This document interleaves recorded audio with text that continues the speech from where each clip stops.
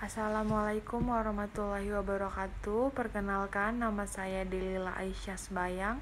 Saya dari Biologi 1 NIM 0704213050. Di sini saya akan menjelaskan tentang biolistrik dalam tubuh hewan atau ikan.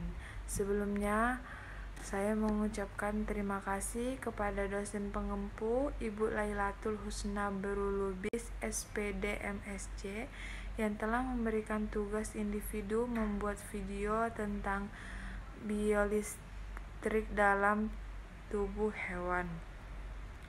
Puji dan syukur saya ucapkan kepada Allah Subhanahu wa taala karena telah memberikan rahmat dan kesehatan sehingga saya bisa membuat video ini.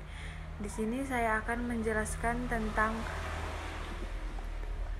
biolistrik dalam tubuh hewan atau ikan. Apa yang dimaksud biolistrik? Biolistrik merupakan ilmu yang mempelajari tentang potensial listrik pada organ tubuh. Aktivitas organ dan berbagai sistem di dalam tubuh hewan tidak hanya berhubungan erat satu sama lain, tetapi juga bekerja sama dalam menanggapi perubahan lingkungan, baik lingkungan dalam maupun lingkungan luar tubuh. Biokelistrikan pada hewan ialah di dalam air sebuah ikan bergerak-gerak karena cahaya sulit ditemui sehingga sinyal listrik berfungsi sebagai alat untuk berkomunikasi, menentukan arah dan menemukan mangsa serta terkadang menyetrumnya hampir sebanyak 350 jenis ikan yang memiliki struktur anatomi khusus yang menghasilkan dalam meredaksi sinyal-sinyal listrik. Ikan-ikan tersebut terbagi menjadi dua kelompok tergantung kekuatan listrik yang mereka hasilkan. Yang pertama, ikan listrik lemah dan yang kedua, ikan listrik kuat. Ikan listrik lemah, struktur di dekat ekor yang disebut organ listrik menghasilkan lebih dari satu volt listrik sekitar 2-2/3 daya pada baterai AA. Bagaimana cara kerjanya?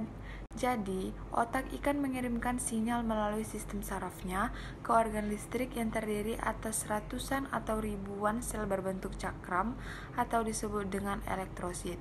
Pada kondisi normal, elektrosit memompa ion-ion natrium dan kalium keluar sel untuk mempertahankan muatan positif di luar muatan negatif di dalam sel. Tetapi ketika sel saraf tadi mencapai elektrosit, sinyal itu memicu terbukanya gerbang-gerbang ion.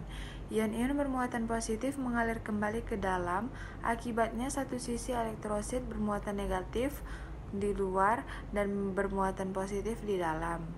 Namun sisi lainnya, pola muatan yang berlawanan, muatan berselang-seling ini dapat membangkitkan arus mengubah elektrosit menjadi baterai biologi.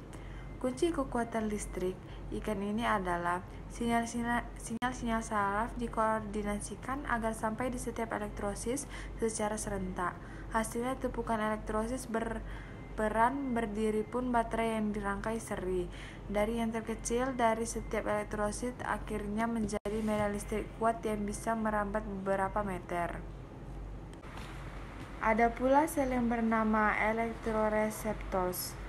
Elektroreseptors adalah lapisan kulit ikan listrik sehingga ikan dapat mendeteksi medan listrik ini di setiap saat, juga mendeteksi perubahannya karena pengaruh lingkungan atau ikan lainnya.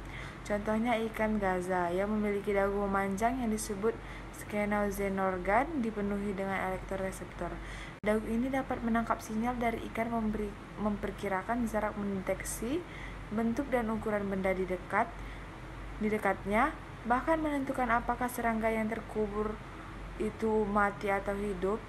Dia juga bisa, tetapi ikan gaza dan ikan listrik lainnya tidak menghasilkan listrik yang cukup untuk menyerang mangsa mereka. Kemampuan tersebut dimiliki oleh kelompok ikan listrik kuat yang hanya terdiri dari beberapa spesies. Tadi saya sudah menjelaskan tentang ikan listrik yang paling lemah. Sekarang saya menjelaskan tentang ikan listrik yang paling kuat adalah ikan aba-aba yang biasa dikenal sebagai belut listrik. 3 organ listrik yang tersebar pada tubuh ikan yang hampir mencapai 2 meter, yaitu yang pertama main organ, yang kedua hunters organ, yang ketiga search organ. Sebagaimana belut listrik ini menggunakan sinyalnya untuk menentukan arah dan berkomunikasi, namun belut listrik menyimpan cadangan listrik kuatnya untuk berburu menggunakan serangan 2 tahap yang menentukan mangsanya. Sekian hasil video saya.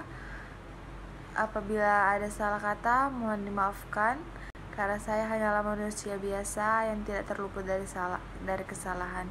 Wabillahi taufik wal hidayah. Wassalamualaikum warahmatullahi wabarakatuh. Terima kasih.